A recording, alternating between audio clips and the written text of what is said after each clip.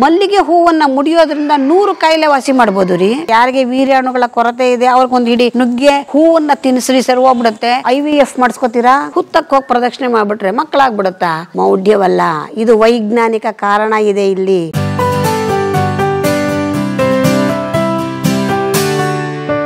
ಈಗ 12ನೇ ಶತಮಾನದ ಶರಣರು ಏನಂದ್ರು, ಇನ್ನ ಕಾಲೇ ಕಂಬ, ದೇಹವೇ ದೇಗುಲ, ಶಿರವೇ ಹೊನ್ನ ಕಲಶವಯ್ಯ. ನಿಜಕ್ಕೂ ದೇವಸ್ಥಾನಗಳ ಅವಶ್ಯಕತೆ ಇದೆಯಾ?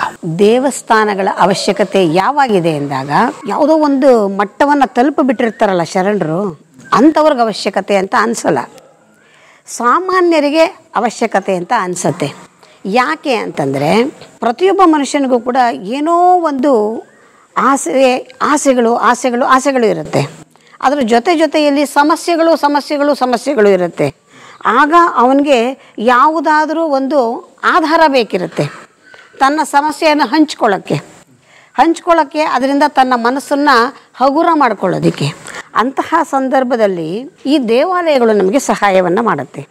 ಹೇಗೆ ಅಂತಂದರೆ, ದೇವಾಲಯಗಳಲ್ಲಿ ಮೂರ್ತಿ ಇರೋದು ಒಂದು ಭಾಗವಾದರೆ, ಆ ಮೂರ್ತಿಗೆ ಚೈತನ್ಯ ತುಂಬೋದಕ್ಕೋಸ್ಕರ ಒಂದಷ್ಟು ಮಂತ್ರಘೋಷಗಳು ನಡೀತಾ ಇರುತ್ತೆ. ಈ ಮಂತ್ರಘೋಷಗಳಲ್ಲಿ ಸಾಕಷ್ಟು ಶಕ್ತಿ ಅಡಗಿರುವಂಥದ್ದು. ಉದಾಹರಣೆಗೆ ವಿಷ್ಣು ಸಹಸ್ರನಾಮ, ಸಾಮಾನ್ಯ ಜನರು ಎಲ್ಲರೂ ಹೇಳುವಂಥದ್ದು ವಿಷ್ಣು ಸಹಸ್ರನಾಮ. ಅದರಲ್ಲಿ 72,000 ಅಕ್ಷರಗಳಿದೆ. ಪ್ರತಿಯೊಬ್ಬ ಮನುಷ್ಯನ ಶರೀರದಲ್ಲಿ 72,000 ನರನಾಡಿಗಳಿದೆ. ಆ ಒಂದೊಂದು ಅಕ್ಷರ ಕೂಡ ಒಂದೊಂದು ನರಗಳನ್ನು ಆ್ಯಕ್ಟಿವೇಟ್ ಮಾಡ್ತಾ ಹೋಗುತ್ತೆ. ವಿಷ್ಣು ಸಹಸ್ರನಾಮ ಯಾರು ಪ್ರತಿನಿತ್ಯ ಪಠನೆ ಮಾಡ್ತಾರೆ ಅವರಿಗೆ ಆರೋಗ್ಯದಲ್ಲಿ ಸಮಸ್ಯೆ ಬರೋದಿಲ್ಲ. ಅದಕ್ಕೆ ವೈಜ್ಞಾನಿಕ ಕಾರಣ ಇದೆ, ಇಲ್ಲದೇ ಇಲ್ಲ. ಏನು ಕಾರಣ? ಅದೇ ಹೇಳಿದ್ನಲ್ಲ, ಆ ಸ್ವರದ ಅಕ್ಷರವನ್ನು ಉಚ್ಚಾರಣೆ ಮಾಡುವಾಗ ಆ ನರನಾಡಿಗಳೆಲ್ಲವೂ ಆ್ಯಕ್ಟಿವೇಟ್ ಆಗುತ್ತೆ, ಚುರುಕಾಗಿ ಕೆಲಸವನ್ನು ಮಾಡುತ್ತೆ. ಒಬ್ಬ ಮನುಷ್ಯ ಪ್ರತಿನಿತ್ಯ ಚುರುಕಾಗಿ ಓಡಾಟ ಮಾಡಿಕೊಂಡು ಕೆಲಸ ಮಾಡುವಾಗ ಆರೋಗ್ಯವಾಗಿರೋದಕ್ಕೂ ಒಂದು 6 ತಿಂಗಳು ಸುಮ್ಮನೆ ಒಂದು ಕಡೆ ಕೂಡಿಸ್ಬಿಡಿ, ಅವನ ಆರೋಗ್ಯ ಹಾಳಾಗೋಗುತ್ತೆ. ಅವತ್ತು ಅದೇ ಊಟ ತಿಂಡಿ ಕೊಡಿ, ಇವತ್ತು ಅದೇ ಊಟ ತಿಂಡಿ ಕೊಡಿ. ಹೇಗೆ ಅಂತಂದರೆ, ಅವನ ಕೈ ಕಾಲುಗಳು ಎಲ್ಲವೂ ಕೂಡ ಚಟುವಟಿಕೆಯಾಗಿ ಕೆಲಸವನ್ನು ಮಾಡ್ತಾ ಇದೆ.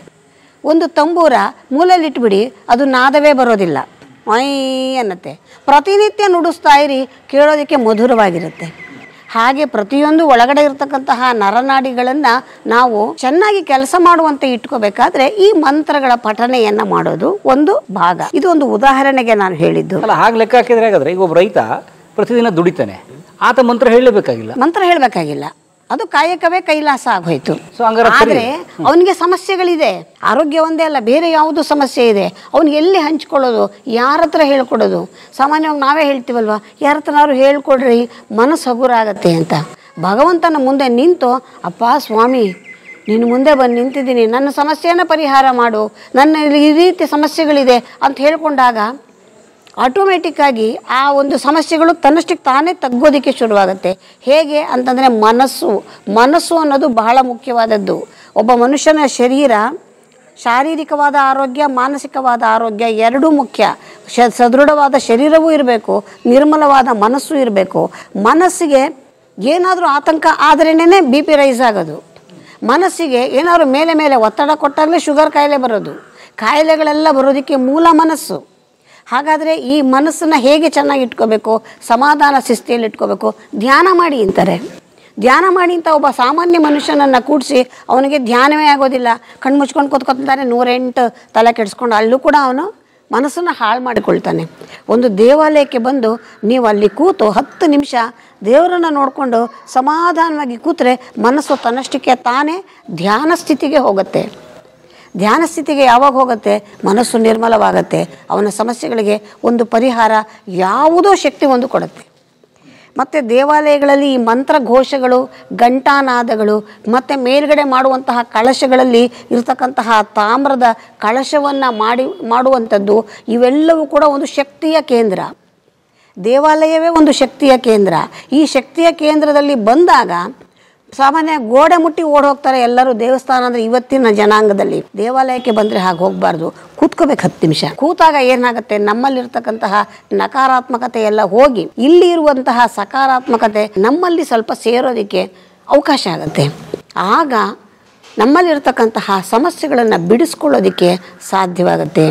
ದೇವಾಲಯಕ್ಕೆ ಹೋಗುವ ಉದ್ದೇಶವೇ ಅದು. ಬದುಕಲ್ಲಿ ಒಂದು ಕಡೆ ನಾವು ಕೇಂದ್ರೀಕೃತವಾಗಿ ಮನಸ್ಸನ್ನ ಕೇಂದ್ರೀಕರಿಸೋಕೆ ಆಗಲ್ಲ ಅಂತ ದೇವಾಲಯಗಳ ದೇವರ ಮೂರ್ತಿಗಳ ಕಲ್ಪನೆ, ದೇವರ ಮೂರ್ತಿಗಳನ್ನ ಇಡುವಂಥದ್ದು. ಎಲ್ಲಿಲ್ಲ ಅಂದ್ರೂ ಕೂಡ ಒಂದು ಯೋಗ ಸೆಂಟ್ರಿಗೆ ಹೋಗಿ ಒಂದು ಬೋರ್ಡ್ ಹಾಕಿರ್ತಾರೆ, ಓಂ ಅಂತ ಬರೆದಿರ್ತಾರೆ. ಆದರೆ ಓಂ ಅನ್ನೋ ಅಕ್ಷರವನ್ನು ನೋಡ್ತಾ ನೋಡ್ತಾ ಕೂತಾಗ ಅವ್ರಿಗೆ ಗೊತ್ತಿಲ್ಲದೆ ಇರುವಂತೆ ಅವರು ಧ್ಯಾನ ಸ್ಥಿತಿಗೆ ಹೋಗ್ತಾರೆ. ಅಂದರೆ ನಮಗೆ ಏನಾದರೂ ಒಂದು ಕೇಂದ್ರೀಕರಿಸಲು ಒಂದು ಅಂಶ ಬೇಕು. ಅದರಲ್ಲಿ ಕೂಡ ದೇವತಾ ಮೂರ್ತಿ ಅಂತಂದಾಗ ಮನುಷ್ಯ, ಸಾಮಾನ್ಯ ಮನುಷ್ಯ, ಓ ಭಗವಂತ ಅಂದರೆ ಅಪ್ಪ ಹೌದು ಅವನಿಂದ ಏನೋ ನಮಗೊಂದು ಒಳ್ಳೆಯದಾಗತ್ತೆ ಅನ್ನುವ ನಂಬಿಕೆ ಬರುತ್ತಲ್ಲ, ಆ ನಂಬಿಕೆಯಿಂದನೇ ಅರ್ಧ ಸಮಸ್ಯೆ ಬಿಡುಗಡೆಯಾಗಿ ಹೋಗುತ್ತೆ. ನಾನು ಆಗಲೇ ಹೇಳ್ತಾ ಇದ್ದೆ ನಿಮ್ಮ ಹತ್ರ ಮಾತಾಡ್ತಾ, ಹೋದ ತಿಂಗಳು ಒಬ್ಬರು ಬಂದಿದ್ದರು, ತುಂಬ ಸಮಸ್ಯೆಗಳು ಅವ್ರದ್ದು. ಅವ್ರ ಸಮಸ್ಯೆ ಕೇಳಿದ್ರೆ ಅಪ್ಪ ಮನುಷ್ಯಂಗೆ ಇಷ್ಟೊಂದು ಸಮಸ್ಯೆ ಬರಬಹುದಾ ಅನಿಸ್ತಿತ್ತು. ಏನು ಪರಿಹಾರ ಹೇಳೋದು? ಏನೂ ಹೇಳಲಿಲ್ಲ. ಹೋಗಮ್ಮ ಮೇಲ್ಗಡೆ ದೇವಸ್ಥಾನದಲ್ಲಿ 10 ನಿಮಿಷ ಕೂತ್ಕೋ, ಕೂತಿದ್ದು 10 ನಿಮಿಷ ನಿನ್ನ ಮನಸ್ಸಲ್ಲಿರೋದೆಲ್ಲ ಭಗವಂತನ ಹತ್ರ ಹೇಳ್ಕೊ, ನನಗೇನಾದರೂ ಪರಿಹಾರ ಮಾಡಿಕೊಡು, ಬಂದು ನಾನು ನಿನ್ನ ಮತ್ತೆ ದರ್ಶನ ಮಾಡಿ ಹೋಗ್ತೀನಿ ಅಂತ ಅಂದ್ಕೊಂಡು ಹೋಗು ಅಂದೆ. ಇವತ್ತು ಬೆಳಗ್ಗೆ ಯಾಕೆ ಬಂದಿದ್ರು? ಅಮ್ಮ ಎಷ್ಟು ಸುಲಭವಾಗಿ ನನ್ನ ಸಮಸ್ಯೆ ಬಿಡಿಸ್ಕೊಟ್ಬಿಟ್ರಿ ನೀವು, ಬೆಟ್ಟ ಥರ ಹೊತ್ಕೊಂಡ್ಬಂದಿದ್ದೆ ನಾನು, ನನಗಿವತ್ತು ಎಷ್ಟು ಪೀಸ್ಫುಲ್ ಆಗಿದ್ದೀನಿ ಅಂತ. ಯಾರು ಮಾಡಿದ್ರು ಈ ಕೆಲಸನ? ನಾನೇನೂ ಮಾಡಲಿಲ್ಲ, ನಾನೊಂದು ಮಾರ್ಗ ತೋರಿಸ್ದೆ, ಈ ದಾರಿಯಲ್ಲಿ ಹೋಗಿ ಅಂತ, ಜಸ್ಟ್ ಎ ಗೈಡೆನ್ಸ್. ಆ ದಾರಿಯಲ್ಲಿ ಹೋಗಿ ಅವರಿಗೆ ಪರಿಹಾರ ಕಂಡುಕೊಂಡ್ರು. ಅಂದರೆ ಒಂದು ಮನಸ್ಸಿನ ಸಮಾಧಾನ ಸಿಕ್ಕೋದಕ್ಕೆ, ನಮ್ಮ ಮನಸ್ಸಿನಲ್ಲಿರ್ತಕ್ಕಂತಹ ಆತಂಕಗಳನ್ನು ಕಡಿಮೆ ಮಾಡ್ಕೊಳ್ಳೋದಕ್ಕೆ ಅಥವಾ ಸಮಸ್ಯೆಗಳನ್ನು ಬಿಡಿಸ್ಕೊಳ್ಳೋದಕ್ಕೆ ಕೂಡ ಪರಿಹಾರಕ್ಕೆ ಅಂತಂದಾಗ ದೇವಾಲಯಗಳು ನಮಗೆ ಸಹಾಯವನ್ನು ಮಾಡುತ್ತೆ. ಬೇಸಿಕ್ಲಿ ಏನು ಅಂದರೆ ದೇವರು ಇದ್ದಾನೋ ಇಲ್ವೋ ಅನ್ನೋ ಚರ್ಚೆಗಳು ಕೆಲವರು ಮಾಡ್ತಾರೆ, ಕೆಲವರು ಆಸ್ತಿಕರು, ಕೆಲವರು ನಾಸ್ತಿಕರು. ಕೆಲವರು ಅಂತಾರೆ ಈ ಸಂದರ್ಶನದ ಉಪಯೋಗ ಏನು, ನೀವು ಸಮಾಜದ ಮೌಢ್ಯ ಹರಡ್ತಿದ್ದೀರಿ ಅಂತೆಲ್ಲ ಹೇಳ್ತಾರೆ. ಹಾಗಾದ್ರೆ ದೇವಸ್ಥಾನದ ಕಲ್ಪನೆ ಯಾಕೆ? ಅಂದರೆ ದೇವರು ಇದ್ದಾನಾ? ದೇವರಿದ್ದಾನ ಅನ್ನೋಕ್ಕೊಂದು ಉತ್ತರ ಹೇಳ್ತೀನಿ.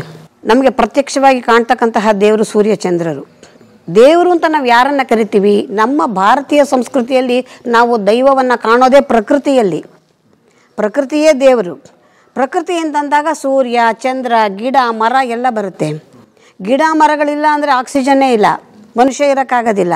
ಸೂರ್ಯ ಒಂದು ದಿವಸ ರಜೆ ಹಾಕ್ಬಿಟ್ಟುಟ್ಟೋಗ್ಲಿ, ಮನುಷ್ಯನಿಗೆ ಏನು ಬೇಡಪ್ಪ ಅನ್ಸುತ್ತೆ. ಮೋಡ ಮುಚ್ಚಿಬಿಟ್ರೆ ದಿನ ಎಲ್ಲ ಅಯ್ಯೋ ಏನು ಮೋಡ, ಒಳ್ಳೆ ನಮ್ಮ ಜೀವನ ಇದ್ದಂಗೆ ಇದೆ ಅಂತೀವಿ. ಅರ್ಧ ಗಂಟೆ ಗ್ರಹಣ ಆದರೆ ತಡ್ಕೊಳಕ್ಕಾಗಲ್ಲ. ಗ್ರಹಣ ಆದರೆ ತಡ್ಕೊಳಕ್ಕಾಗೋದಿಲ್ಲ. 10 ನಿಮಿಷ ಅವನ್ನ ಮರೆಯಾಗ್ಬಿಟ್ರೇನೆ ನಮಗೆ ಏನೇನೇನೋ ಆತಂಕ, ಏನಾಗ್ಬಿಡುತ್ತೋ ಏನೋ ಗಾಬರಿ ಶುರುವಾಗುತ್ತೆ. ಅಂತಹ ಪ್ರತ್ಯಕ್ಷವಾಗಿ ಕಾಣ್ತಕ್ಕಂತಹ ಸೂರ್ಯ ಇಂಡಿಯಾದಲ್ಲಿ ನಿಂತ್ಕೊಂಡ್ರು ಕಾಣಿಸ್ತಾನೆ, ಅಮೆರಿಕಾದಲ್ಲಿ ನಿಂತ್ಕೊಂಡ್ರು ಕಾಣಿಸ್ತಾನೆ, ಜಪಾನಲ್ಲಿ ನಿಂತ್ಕೊಂಡ್ರು ಕಾಣಿಸ್ತಾನೆ. ಎಷ್ಟು ಸೂರ್ಯ ಇದ್ದಾರೆ? ಇರೋನೊಬ್ಬನೇ ಸೂರ್ಯ. ನೀವೇನೇನೇನೋ ಸೃಷ್ಟಿ ಮಾಡ್ತಿರಲ್ಲ, ಒಂದು ಸೂರ್ಯನ ಸೃಷ್ಟಿ ಮಾಡಿ ಸಾಧ್ಯನಾ? ಖಂಡಿತ ಸಾಧ್ಯ ಇಲ್ಲ. ಅಂದರೆ ಯಾವುದೋ ಒಂದು ಅಗೋಚರವಾದ ಶಕ್ತಿ ಏನಿದೆ ಅದೇ ದೈವ. ನಮ್ಮ ಕಣ್ಣಿಗೆ ಕಾಣದೇ ಇರತಕ್ಕಂಥದ್ದು, ನಾವು ಮಾಡೋದಕ್ಕೆ ಆಗದೇ ಇರುವಂತಹ ಒಂದು ಚೈತನ್ಯ, ಒಂದು ಶಕ್ತಿ ಅಂತ ಏನಿದೆ ಅದನ್ನೇ ದೈವ ಅಂತ ಕರೆಯೋದು. ಹೋಗ್ತಾ ಇರ್ತೀರಿ ರಸ್ತೆಯಲ್ಲಿ, ಸರ್ರಂತ ಯಾವುದೋ ಒಂದು ಗಾಡಿ ಬರುತ್ತೆ, ನಿಮ್ಮ ಮಗು ಓಡೋಗ್ತಾ ಇದೆ, ಯಾವನೋ ಒಬ್ಬ ಓಡ್ಬಂದು ಆ ಮಗುನ ಎಳ್ಕೊಂಡು ಉಳಿಸ್ತಾನೆ. ತಕ್ಷಣ ಬಂದು ತಾಯಿ ತಂದೆ ಹೇಳ್ತಾರೆ, ಅಪ್ಪ ದೇವ್ರು ಬಂದಾಗ ಬಂದೆ, ನನ್ನ ಮಗುನ ಕಾಪಾಡಿದೆ ಅಂತ. ಯಾರು? ದೈವ. ಆ ಕ್ಷಣಕ್ಕೆ ಅವನೇ ದೈವ. ನಾವು ದೇವರನ್ನು ಅನೇಕ ಕಡೆ ಕಾಣ್ತೀವಿ. ಯಾವುದೋ ಒಂದು ಮರ ನೋಡ್ತೀವಿ, ಆ ಮರದಲ್ಲಿ ದೈವವನ್ನು ಕಾಣ್ತೀವಿ. ನಾವು ಅರಳಿ ಮರಕ್ಕೆ ಹೋಗ್ತೀವಿ, ಅರಳಿ ಮರಕ್ಕೆಲ್ಲ ಪ್ರದಕ್ಷಿಣೆ ಹಾಕ್ತಾರೆ. ಅರಳಿ ಮರಕ್ಕೆ ಹಾಕ್ರಿ ಪ್ರದಕ್ಷಿಣೆ, ಅರಳಿ ಮರಕ್ಕೆ ಪ್ರದಕ್ಷಿಣೆ ಹಾಕ್ಬಿಟ್ರೆ ಮಕ್ಕಳಾಗ್ಬಿಡುತ್ತಾ ಅಂತ ಹಾಸ್ಯ ಮಾಡ್ತಾರೆ. ನಾಗರಕಲ್ಲಿಗೆ ಪ್ರದಕ್ಷಿಣೆ ಮಾಡಿಬಿಟ್ರೆ, ಹುತ್ತಕ್ಕೆ ಹೋಗಿ ಪ್ರದಕ್ಷಿಣೆ ಮಾಡಿಬಿಟ್ರೆ ಮಕ್ಕಳಾಗ್ಬಿಡುತ್ತಾ? ಏನೋ ಅವರು ಹೇಳಿದ್ರು, ಇವರು ಮಾಡ್ತಾರೆ. ಮೌಢ್ಯ ಇದೆಲ್ಲನೂ. ಮೌಢ್ಯವಲ್ಲ, ಇದು ವೈಜ್ಞಾನಿಕ ಕಾರಣ ಇದೆ ಇಲ್ಲಿ. ಹೇಗೆ ಅಂದರೆ, ಜ್ಯೋತಿಷಿಗಳ ಹತ್ರ ಹೋದಾಗ ಸಂತಾನ ಆಗ್ತಾ ಇಲ್ಲ, ವೈದ್ಯಕೀಯವಾಗಿ ತಪಾಸಣೆ ಮಾಡಿದಾಗ ಪ್ರತಿಯೊಂದು ಸರಿಯಾಗಿದೆ, ಆದರೆ ಯಾಕೆ ಮಕ್ಕಳಾಗ್ತಾ ಇಲ್ಲ ಅಂದಾಗ ಜ್ಯೋತಿಷಿ ಹೇಳ್ತಾನೆ, ನಿನಗೆ ಜಾತಕದಲ್ಲಿ ರಾಹು ದೋಷ ಇದೆ, ನೀನು ಹೋಗಿ ಸರ್ಪಕ್ಕೆ ಪೂಜೆ ಮಾಡು, ಹುತ್ತಕ್ಕೆ ಪ್ರದಕ್ಷಿಣೆ ಮಾಡು, 48 ದಿವಸ ನಿನಗೆ ಮಕ್ಕಳಾಗತ್ತೆ ಅಂತಾರೆ. ಅವರು ಮಾಡ್ತಾರೆ, ಕನ್ಸೀವ್ ಆಗತ್ತೆ, ಮಕ್ಕಳಾಗತ್ತೆ, ಆಗ್ತಾ ಇದೆ. ಅವತ್ತಿಂದ ಇವತ್ತಿನವರೆಗೆ ಈ ಭೂಮಿ ಮೇಲೆ ಬರೀ ಹುತ್ತಕ್ಕೆ ಪೂಜೆ ಮಾಡಿದವ್ರಿಗೆ ಬೇಕಾದಷ್ಟು ಜನಕ್ಕೆ ಮಕ್ಕಳಾಗಿದೆ. ಈ ಕ್ಷೇತ್ರಕ್ಕೆ ಬಂದವ್ರಿಗೆ 1000 ಜನಕ್ಕೆ ಮಕ್ಕಳಾಗಿದೆ. ಹೇಗೆ ಅಂತ ನಿಮ್ಮ ಪ್ರಶ್ನೆ. ಹೇಳ್ತೀನಿ ಕೇಳಿ. ಒಂದು ಹುತ್ತಕ್ಕೆ ಹೋಗಿ ಏನು ಮಾಡಿ ಅಂತ ಹೇಳ್ತಾರೆ? ಹೋಗಿ ಸ್ವಲ್ಪ ಹಾಲು ಹಾಕಿ ಪೂಜೆ ಮಾಡಿ ಬನ್ನಿ ಅಂತಾರೆ. ಆದರೆ ನಮ್ಮ ಜನ ಏನು ಮಾಡ್ತಾರೆ ಅಂದರೆ, ಅರ್ಧ ಲೀಟ್ರ್ ಹಾಲು ಪ್ಯಾಕೆಟ್ ತೊಗೊಂಬರ್ತಾರೆ, ಕಟ್ ಮಾಡಿಬಿಟ್ಟು ಹುಯ್ತಾರೆ. ಏನೋ ನಾಗರಾವ್ ಬಾಯಿ ತೆಕ್ಕೊಂಡು ಕೂತಿದೆ, ಕುಡಿದ್ಬಿಡುತ್ತೆ ಅಂತ. ಖಂಡಿತ ಹಾಗಲ್ಲ. ಹೇಳುವಂಥದ್ದು ಕೇವಲ 3 ಉದ್ಧರಣೆ, ಹಾಲನ್ನು ಹಾಕಿ ಅಂತ. ಎಲ್ಲಿಗೆ ಹಾಕ್ತೀರಾ? ಹುತ್ತದ ಬಾಯಿಗೆ ಹಾಕ್ತೀರಾ. ಯಾರು ಕುಡಿತಾರೆ ಆ ಹಾಲನ್ನ? ಹುತ್ತದ ಮಣ್ಣು ಕುಡಿಯತ್ತೆ. ಹುತ್ತದ ಮಣ್ಣು ಕುಡಿಯೋದು ಹಾಲನ್ನು, ಹಾವಲ್ಲ. ಹುತ್ತದ ಮಣ್ಣು ಕುಡಿದಾಗ ಏನಾಗತ್ತೆ, ಹುತ್ತದ ಬಾಯಿಯ ಮುಖಾಂತರ ಹಾವು ಸಂಚಾರ ಮಾಡ್ತಾ ಇರುತ್ತೆ, ಒಳಕ್ಕೆ ಹೋಗ್ತಾ ಇರುತ್ತೆ, ಬರ್ತಾ ಇರುತ್ತೆ, ಹೋಗ್ತಾ ಇರುತ್ತೆ, ಬರ್ತಾ ಇರುತ್ತೆ. ಆ ಓಡಾಡುವ ದಾರಿಯಲ್ಲಿ ಅದರ ಚರ್ಮದಲ್ಲಿ ಇರ್ತಕ್ಕಂತಹ ಅಂಶ ಆ ಹುತ್ತದ ಮಣ್ಣಿಗೆ ಸೇರಿ ಹೋಗಿರುತ್ತೆ.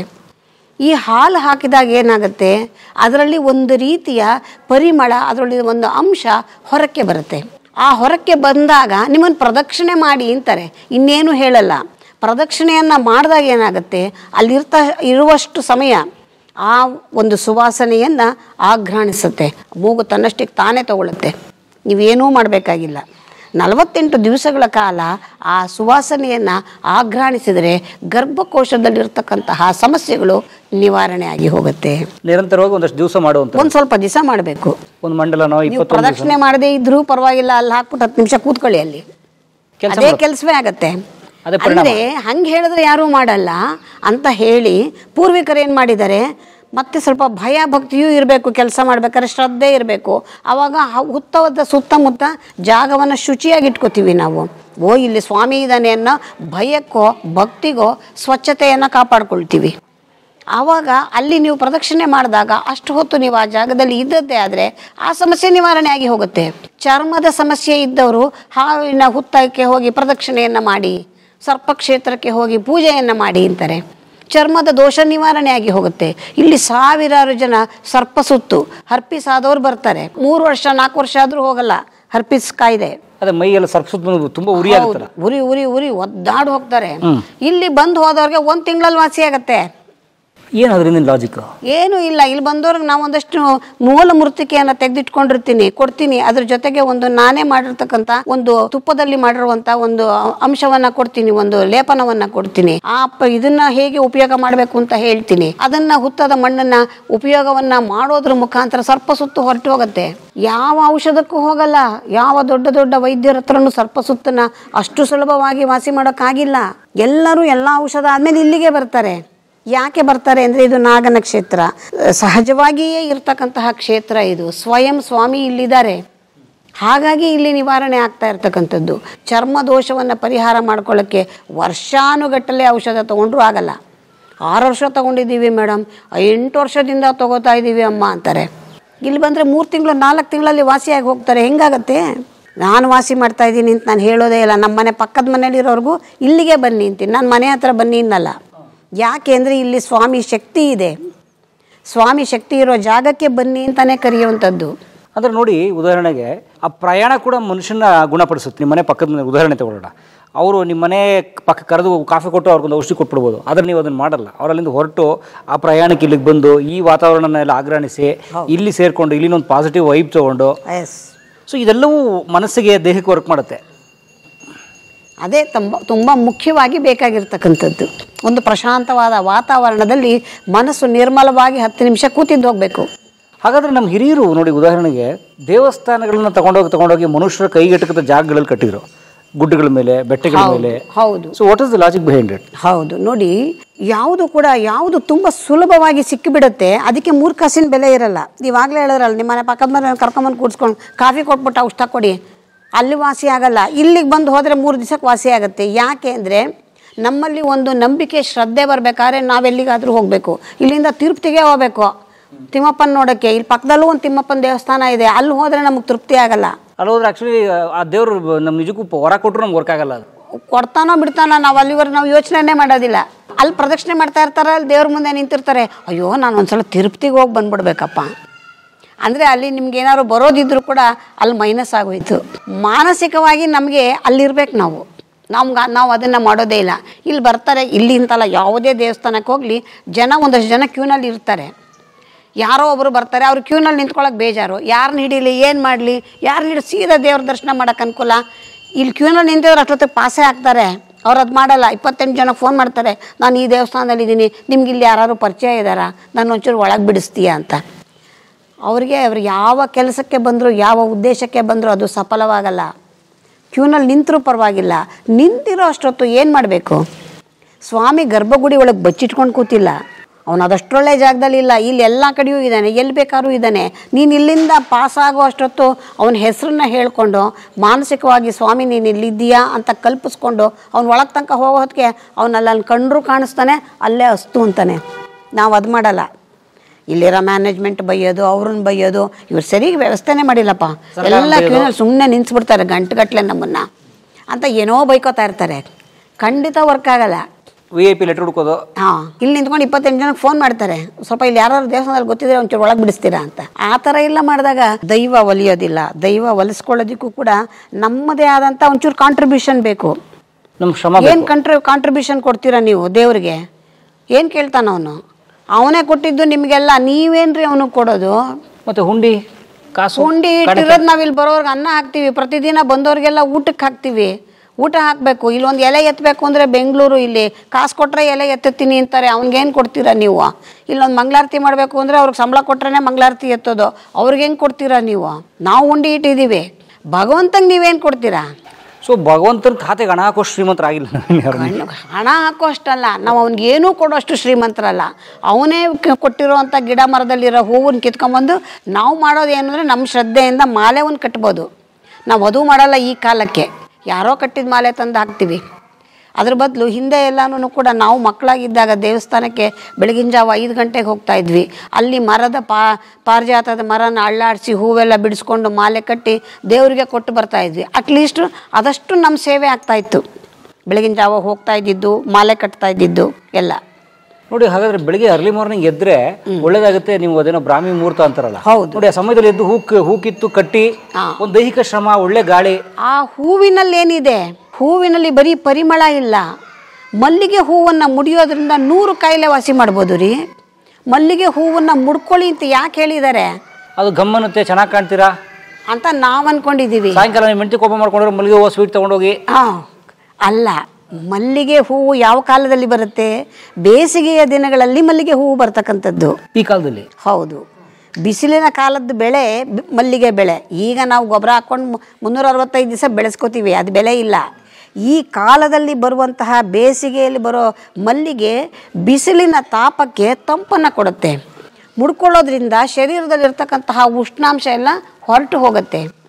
ಚರ್ಮದ ಬಾಧೆ ಬರುತ್ತೆ, ಬೆವರು ಸಾಲೆ ಬರುತ್ತೆ. ಬೆವರು ಸಾಲೆಗೆ ಔಷಧ ಮಲ್ಲಿಗೆ ಹೂವಿನಲ್ಲಿದೆ. ದವನ, ಮರುಗ ಇವೆಲ್ಲ ಪತ್ರಗಳನ್ನು ಮಲ್ಲಿಗೆಯ ಜೊತೆಯಲ್ಲಿ ಹಾಕಿ ಕಟ್ತೀವಿ. ಯಾರಿಗಾದರೂ ತುಂಬ ಉಷ್ಣಾಂಶದಿಂದ ಮೇಲೆ ಯೂರಿನ್ ಇಷ್ಟಿಷ್ಟೇ ಹೋಗ್ತಾ ಇದೆ ಅಂತಂದರೆ ದವನನು ಮರುಗನು ತಂದು ನೀರೆಲ್ಲ ಕುದಿಸ್ಬಿಟ್ಟು ಆ ನೀರು ಕುಡೀರಿ ಹೊರಟೋಗುತ್ತೆ. ಇದು ಸೈನ್ಸು. ಮುಡ್ಕೊಳ್ಳಿ ಅಂತ ಹೇಳಿದ್ದು ಮೂಢನಂಬಿಕೆ, ಹೌದಾ? ಆದರೆ ನಮ್ಮ ಪೂರ್ವಿಕರು ಮೂಢನಂಬಿಕೆಯ ರೂಪದಲ್ಲಿ ಏನಕ್ಕೆ ಸೃಷ್ಟಿ ಮಾಡಿದ್ದಾರೆ ಅಂದರೆ ಮಾಡಲಿ ಅಂತ, ಗಮ್ಮನತೆ ಮುಡ್ಕೊಳ್ಳಿ ಅಂದರೆ ಖುಷಿಯಾಗಿ ಮುಡ್ಕೋತಾರೆ ಅಂತ ಹೇಳಿ ಅಭ್ಯಾಸವನ್ನು ಮಾಡಿಸಿದ್ದಾರೆ. ಹಾಗಾಗಿ ಪ್ರತಿಯೊಂದರ ಹಿಂದೆ ನಮ್ಮ ಆಚಾರ, ವಿಚಾರ, ಸಂಸ್ಕೃತಿ ಎಲ್ಲದಕ್ಕೂ ಹಿನ್ನೆಲೆಯಲ್ಲಿ ವೈಜ್ಞಾನಿಕತೆ ಇದೆ. ಇವತ್ತು ನಾವು ವಿಜ್ಞಾನ ಅಂತ ದೊಡ್ಡದಾಗೇನೋ ತುಂಬ ಬುದ್ಧಿವಂತರು ಕಲ್ತಿದ್ದೀವಿ ಅಂತ ನಾವು ತಿಳ್ಕೊಂಡಿದ್ದೀವಿ. ಭವಿಷ್ಯ ಪುರಾಣದಲ್ಲಿ ವ್ಯಾಸ ಮಹರ್ಷಿಗಳು ಹೇಳಿದ್ದಾರೆ, ಸರ್ಪದ ಒಂದು ಆರಾಧನೆಯಿಂದ ಏನೆಲ್ಲ ಗಳಿಸ್ಕೋಬಹುದು. ಕಾಮ್ಯ ದೇವತೆಯಾಗಿ ಸರ್ಪವನ್ನು ಎಲ್ಲರೂ ಆರಾಧನೆ ಮಾಡ್ತಾರೆ. ಯಾಕೆ ಅಂದರೆ ಅವ್ರದ್ದು ಏನೇ ಸಮಸ್ಯೆಗಳಿದ್ರೂ ಕೂಡ ಸರ್ಪ ಅದನ್ನು ಸರಿಪಡಿಸಿಕೊಡುತ್ತೆ. ಅಂದರೆ ಈ ಅವರ ಲೈಂಗಿಕ ಸಮಸ್ಯೆಗಳು ಇತ್ಯಾದಿ ಎಲ್ಲ ಸಮಸ್ಯೆಗಳಿಗೂ ಪರಿಹಾರ ನಾಗರಾಜನ ಆರಾಧನೆಯಲ್ಲಿದೆ.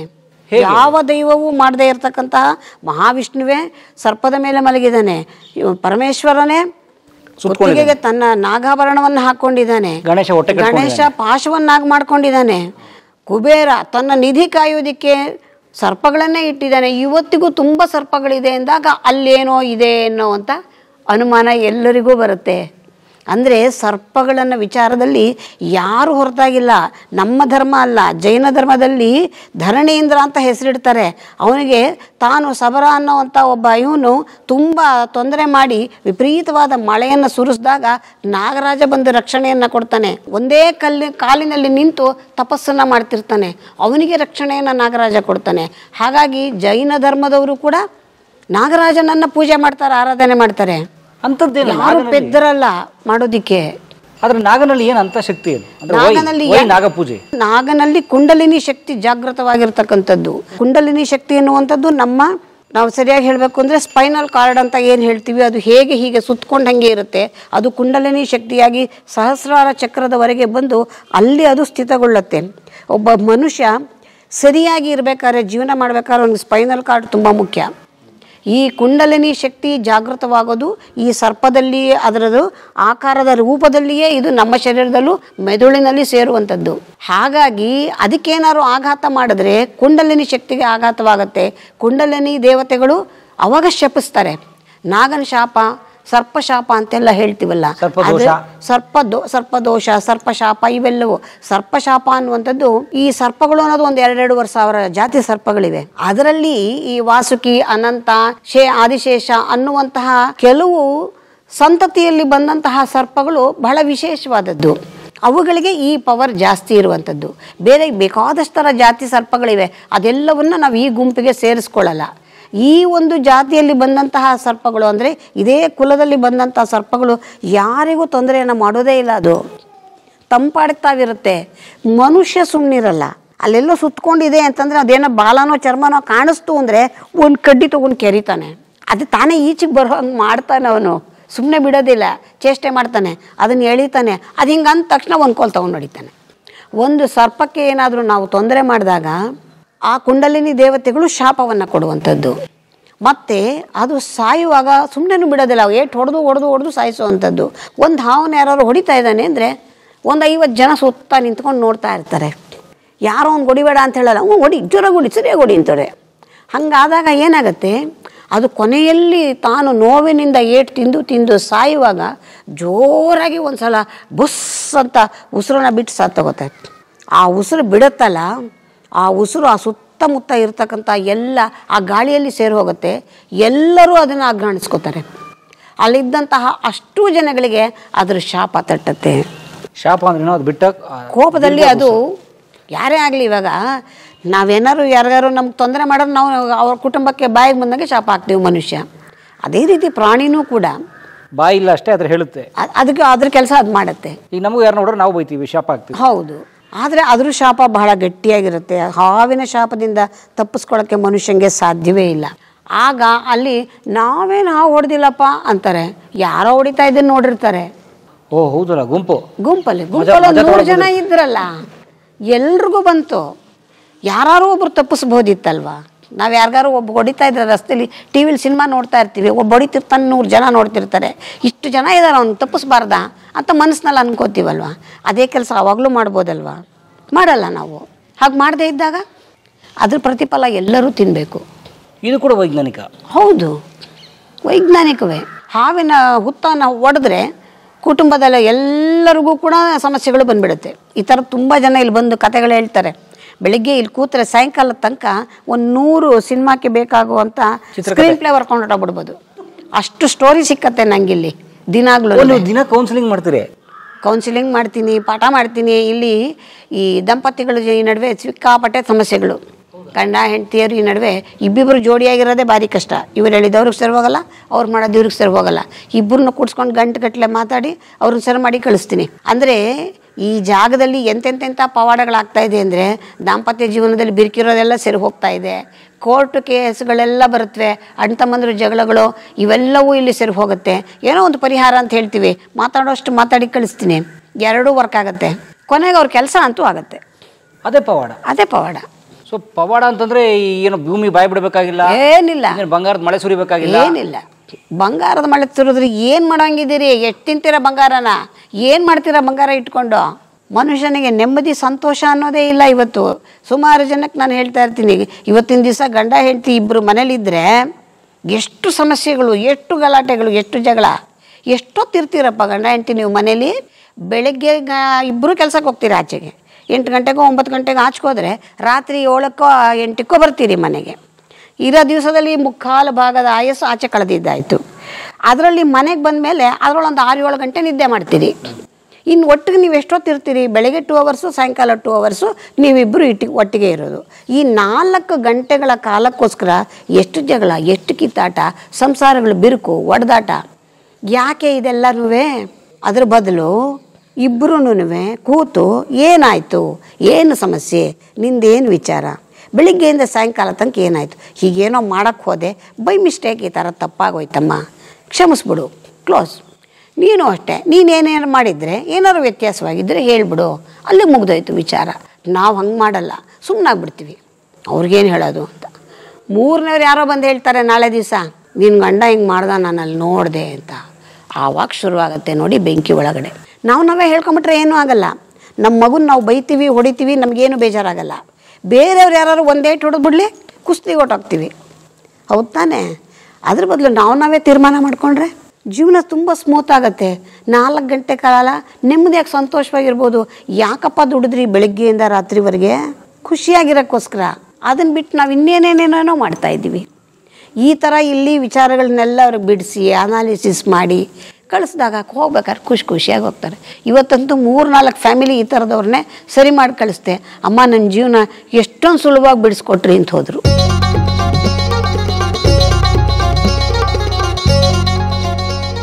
ಕಲಾ ಮಾಧ್ಯಮದ ಎಲ್ಲಾ ಎಪಿಸೋಡುಗಳು ನಿಮಗೆ ಸಿಗಬೇಕು ಅಂತಂದ್ರೆ ಕಲಾ ಮಾಧ್ಯಮ ಯೂಟ್ಯೂಬ್ ಚಾನೆಲ್ನ ಸಬ್ಸ್ಕ್ರೈಬ್ ಮಾಡಿ, ಬೆಲ್ ಐಕಾನ್ನ ಕ್ಲಿಕ್ ಮಾಡಿ, ತಪ್ಪದೇ ಮಾಡಿ. ಈ ವಿಡಿಯೋ ನೋಡಿದ್ದಕ್ಕೆ ನಿಮಗೆ ತುಂಬ ಧನ್ಯವಾದಗಳು. ಪುಸ್ತಕಗಳನ್ನು ಓದು ಮನಸ್ಸನ್ನು ಅರಳಿಸುತ್ತೆ, ಬುದ್ಧಿಯನ್ನು ಚುರುಕು ಮಾಡುತ್ತೆ, ಕಾಣದ ಹೊಸ ಲೋಕವನ್ನು ಪರಿಚಯಿಸುತ್ತೆ. ಹಾಗಾಗಿ ಓದುವ ಸಂಸ್ಕೃತಿ ಹೆಚ್ಚಾಗ್ಲಿ. ಧನ್ಯವಾದ.